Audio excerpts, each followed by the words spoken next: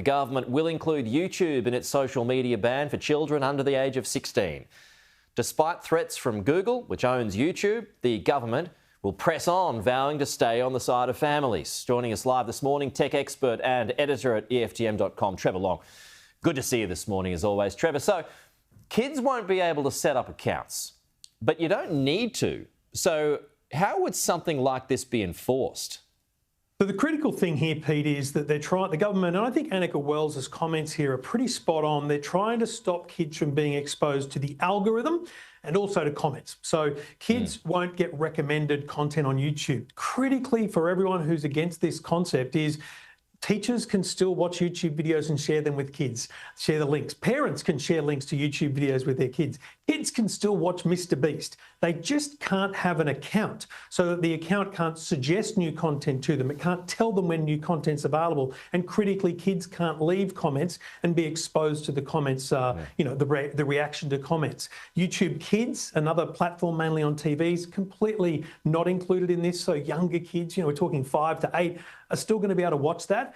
But kids under 16 will not be able to have an account, allowing them to get recommendations, to subscribe and like with channels, and they'll still be exposed to YouTube content, which kind of is a bit weird given the eSafety Commissioner said that there was so much harmful content on YouTube, yet actually they'll still be able to get it, just not with an account. Couldn't they just set one up, though, with a phony birth date? Well, this is the big challenge, Pete. We don't know yet how these platforms are going to prevent it. And the onus is entirely on the platforms to prevent kids from accessing it.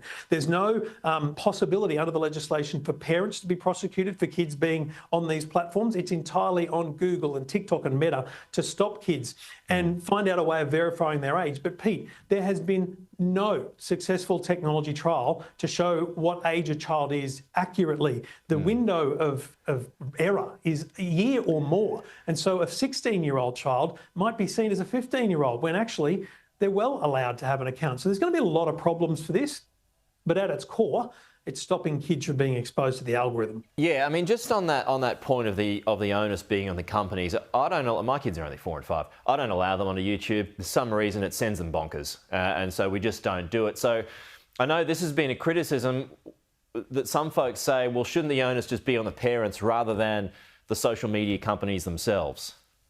Mate, that's my opinion entirely. I think this is wasted legislation. I think this effort should be put into helping parents and counselling kids that are having troubles.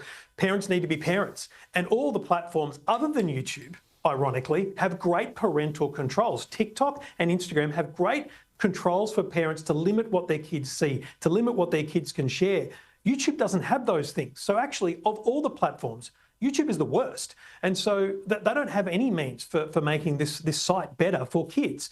But Pete, the onus should be on parents. It shouldn't be. Anthony Albanese said once last year, we're taking the responsibility away from parents. No, that's not good. That's big parents government. Need to take responsibility here. Yeah, that's big government. Look, just this defence from YouTube, Trevor, I just want to get your thoughts on it. It says it's a video sharing site. It's not social media. Is that right? Does that wash in your view? So is TikTok. TikTok's a video sharing site. That's exactly what it is. It's just that we see YouTube differently because we've been using it for years in a different way.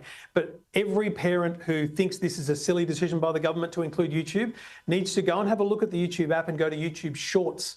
And that's a very different YouTube to what you and I are using, Pete. That's the YouTube that kids are using. That's the addictive scroll, the algorithm. That's exactly what Instagram Reels and TikTok is. So if there's going to be a ban on TikTok and Meta, there has to be a ban on YouTube. That's the way I believe. I believe this is the right decision by the government, given the move towards this ban. All right, we'll see how it goes. Good to have you with us, and you explain things so well and simply, Trevor. Cheers, Pete. Appreciate it. We'll talk to you soon.